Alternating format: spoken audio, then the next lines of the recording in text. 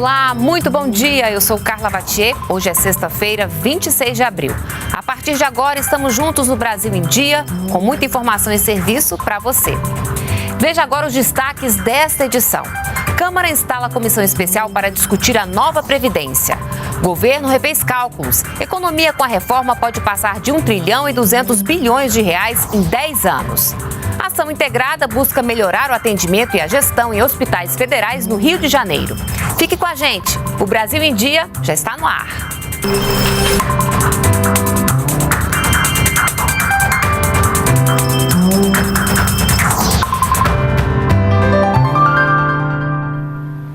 São 9 horas e 45 minutos. Estamos ao vivo também pelas nossas redes sociais.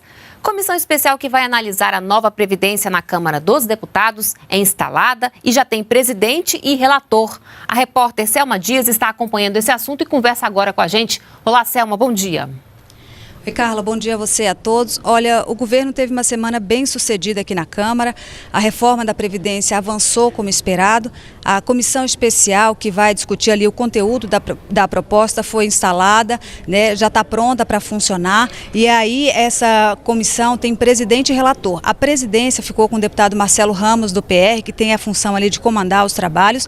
E a relatoria com o deputado Samuel Moreira, que é do PSDB, com a função de apresentar um parecer ali já com sugestões de mudanças. A próxima reunião dessa comissão especial ficou marcada para o dia 7, depois do feriado. Até lá, a gente deve conhecer um cronograma de trabalho que será apresentado, então, na semana que vem. Os deputados vão ter, então, 40 sessões para discutir e votar esse parecer. Nesse tempo, nós teremos, certamente, a realização de audiências públicas com a participação de especialistas e também sugestão aí de alterações no texto. Isso tudo ajuda o relator a fechar ali um texto final, buscando sempre o consenso entre os parlamentares.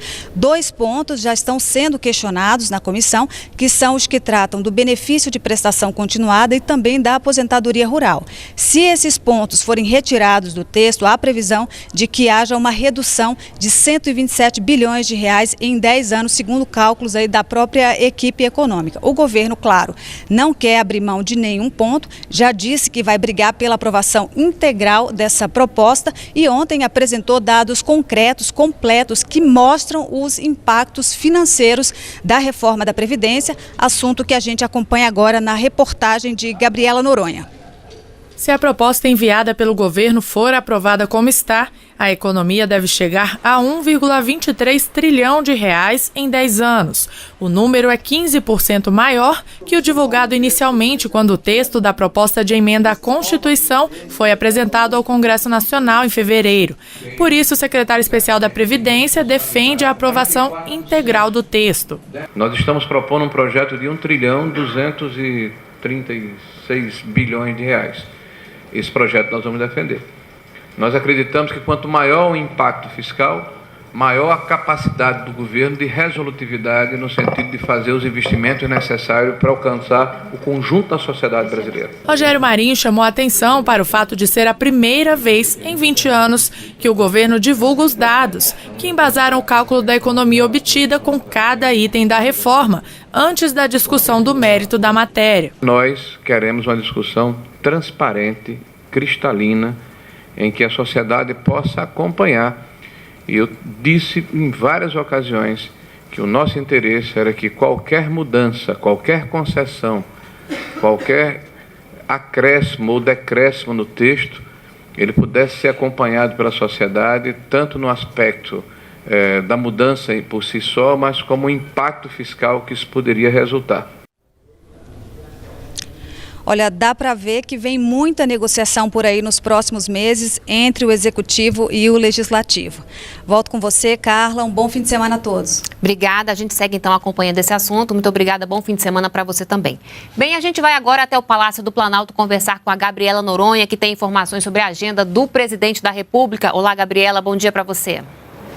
Olá, Carla, bom dia, um bom dia a todos. Olha, nesta sexta-feira, o presidente Jair Bolsonaro recebe aqui no Palácio do Planalto parlamentares e o presidente nacional do Partido Patriota, Adilson Barroso. E ontem, Carla, o presidente teve aí um dia bem movimentado, que começou com um café da manhã com jornalistas. Entre os assuntos abordados aí estiveram a economia, segurança pública, a nova previdência e também a relação do presidente com o vice-presidente Hamilton Mourão, que estava no café da manhã com os jornalistas. Em seguida, o presidente visitou o Ministério da Educação, onde conheceu todos os secretários que agora estão sob o comando do ministro Abraham Weintraub. Durante o encontro, o presidente Jair Bolsonaro falou que a educação é prioridade, sim, do governo e que é uma missão de todos fazer com que os nossos filhos e netos sejam mais bem preparados que nós. E, Carla, essa visita aí ao MEC foi uma primeira visita, porque o presidente Jair Bolsonaro pretende conhecer pessoalmente todos os ministérios. E a gente continua por aqui acompanhando a agenda do presidente Jair Bolsonaro de hoje. Volto com você no estúdio, Carla. Tá certo, muito obrigada pela sua participação. E olha, o vice-presidente Hamilton Mourão está em Teresina, no Piauí, onde cumpre a agenda oficial de 2 dias. É para lá que a gente vai agora conversar com a repórter Luciana Colares. Olá, Luciana, bom dia para você. Bom dia para você que acompanha a TV Brasil. Nós já estamos aqui no local do evento, do primeiro evento que o vice-presidente Hamilton Mourão participa aqui em Teresina. É na Assembleia Legislativa do Estado do Piauí. Nestes 2 dias, Hamilton Mourão tem uma agenda extensa aqui no estado. Aqui na Assembleia Legislativa, ele recebe o título de cidadão piauiense. Logo em seguida, à 1 da tarde, ele vai ser homenageado com uma medalha na Federação das Indústrias do Estado do Piauí, onde em seguida ele almoça com empresários locais. À noite, o vice-presidente dá uma palestra de abertura da Convenção Logista do Piauí. E amanhã, sábado, ele viaja para a cidade vizinha de Pedro II. Lá ele visita o Memorial Tertuliano Brandão Filho e dá uma entrevista à rádio local Imperial. Hamilton Mourão vai reforçar aqui no estado do Piauí a importância de se aprovar a reforma da Previdência seguida do pacote anticrime e anticorrupção. Nós vamos acompanhar essa agenda e você vê todos os detalhes ao longo da nossa programação e no nosso jornal às 8h15 da noite. O vice-presidente Hamilton Mourão volta para Brasília no início da noite de amanhã, sábado. Voltamos para o estúdio, Carla. Obrigada, Luciana. Bem, o Comitê Gestor da Ação Integrada discute no Rio de Janeiro medidas para melhorar o atendimento e a gestão nos hospitais federais no estado. Então a gente vai até lá conversar com o repórter Marcelo Castilho. Olá, Marcelo, quem é que participa dessa reunião? Bom dia para você. Oi, Carla, bom dia para você, bom dia a todos. O ministro da Saúde, Luiz Henrique Mandetta, e o ministro da Secretaria-Geral da Presidência da República, Floriano Peixoto, estão participando da reunião agora que acontece ali dentro com integrantes do Comitê Gestor de Ação Integrada dos Hospitais Federais do Rio. O objetivo desse encontro é melhorar tanto a forma como se gere esses hospitais, como melhorar também o atendimento. São 6 unidades federais aqui no Rio de Janeiro e o governo quer que elas tenham um atendimento de excelência. Por isso, cada integrante do comitê estará em cada uma dessas 6 unidades avaliando as necessidades individualmente de cada uma. E também serão buscados uma série de indicadores, como o tempo de permanência dos pacientes, o número da taxa de infecção hospitalar, o índice de complicações, o número de cirurgias e o número de cancelamentos e também a forma como esses pacientes chegam até essas unidades. Como já havia dito o ministro Mandetta, será feita a integração dos leitos federais à central de regulação, tanto do município quanto do estado, o que deve melhorar muito para quem está na fila à espera de uma cirurgia. Vamos ouvir o ministro Floriano Peixoto falando sobre as estratégias que serão adotadas. Nós podemos dividir essa ação em 4 áreas bastante claras, bastante específicas. A primeira dela é a melhoria no atendimento. A segunda é um programa de qualificação do atendimento. A terceira é um projeto que existe de centralização dos processos de compras de bens e de serviços, contratação de serviços. E o último, a quarta área, digamos assim, é de ouvidoria. E essas áreas, elas, se explicadas em detalhe, como eu pretendo fazer, dão conta do sucesso que nós estamos fazendo com essa parceria. O Rio de Janeiro tem mais de 1.600 leitos em hospitais federais. Nessas 6 unidades, que são Andaraí, Bom Sucesso, Ipanema, Lagoa, Cardoso Fontes e Hospital dos Servidores. A manutenção dessas 6 unidades anualmente para o governo federal é de 2 bilhões e 200 milhões de reais. Carla? Tá certo, muito obrigada então pelas suas informações. Bem, a gente vai ver agora uma reportagem sobre os números da dengue no Brasil.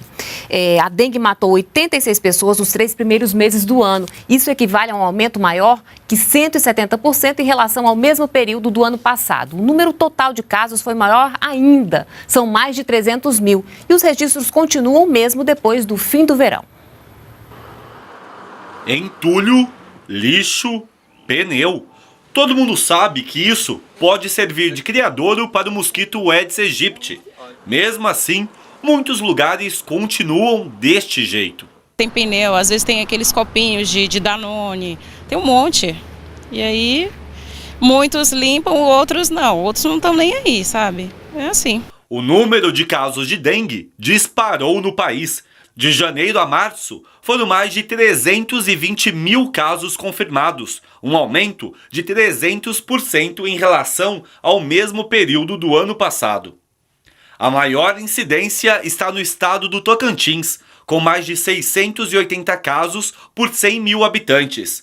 Já em números absolutos, o estado de São Paulo lidera, com mais de 115 mil casos. A situação é pior no interior de São Paulo. 10 cidades concentram a metade dos casos de todo o estado. São cerca de 45 mil pessoas com dengue só neste ano. Bauru, na região central do estado, é a cidade com maior número de casos de dengue do país. Houve maior incidência do tipo 2 da doença, que pode provocar sintomas ainda mais graves. Nós temos 4 sorotipos de dengue, dengue 1, 2, 3 e 4. Uma vez infectado por um sorotipo, eu fico imune a esse sorotipo. Só que com a circulação do vírus 2, então você tem uma nova infecção. Você vai ter uma nova infecção e com essa nova infecção, o teu organismo não sabe direito como se comportar. Então ele vai reagir com mais agressividade. Evitar a proliferação do mosquito é a principal forma de prevenção. Limpeza de caixas d'água é fundamental. Não ter recipientes nos seus locais, como pets, animais, com água, que você também não deixe como limpar. Olhar os ralos, olhar as calhas, não ter pneus nem restos, lixos dentro da sua casa. Tudo isso faz com que a gente não tenha proliferação do mosquito Aedes aegypti. Hora de saber como fica o tempo em algumas capitais.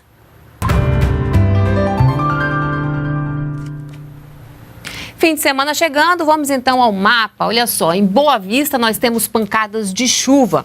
Em São Luís, tempo nublado também com pancadas de chuva.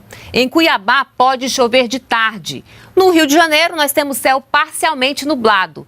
E em Porto Alegre, chuvas periódicas. Agora vamos às temperaturas, máximas e mínimas. Olha só, São Paulo a gente tem mínima de 20, máxima de 30 graus. Aqui em Brasília, mínima de 18, máxima de 28 graus.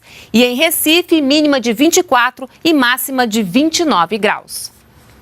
Acordar uma hora mais cedo, fácil para uns, mas um tormento para outros. O horário de verão sempre dividiu opiniões e nunca agradou a maioria.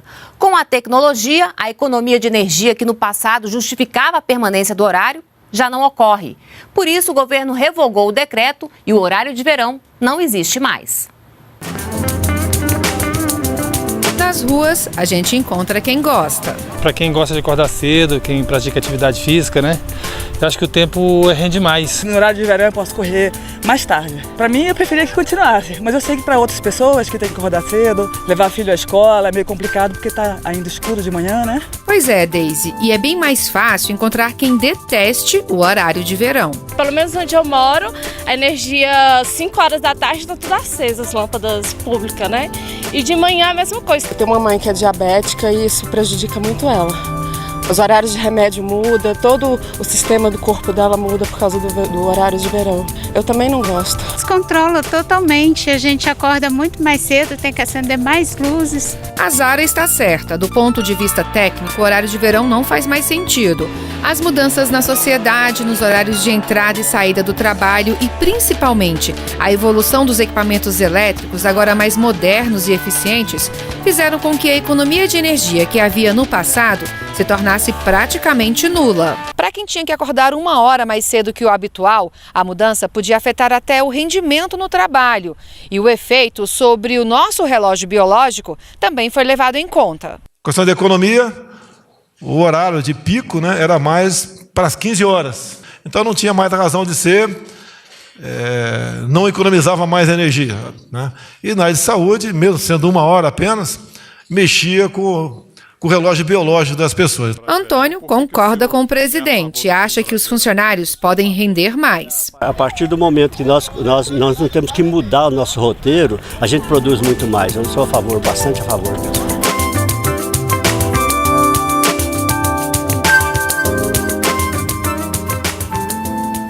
Eu também concordo com o seu Antônio. Bem, a sorte está lançada. Amanhã a Mega Sena, que está acumulada, poderá pagar um prêmio de 105 milhões de reais para quem acertar as 6 dezenas. A premiação é a maior deste ano até agora. Corre então para lá que ainda dá tempo. A aposta mínima custa R$ 3,50 e pode ser feita até às 7 horas da noite do sábado em qualquer lotérica do país. Então, para você que está pensando em jogar, né? Boa sorte.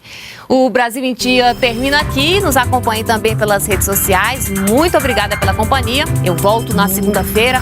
Bom final de semana e tchau.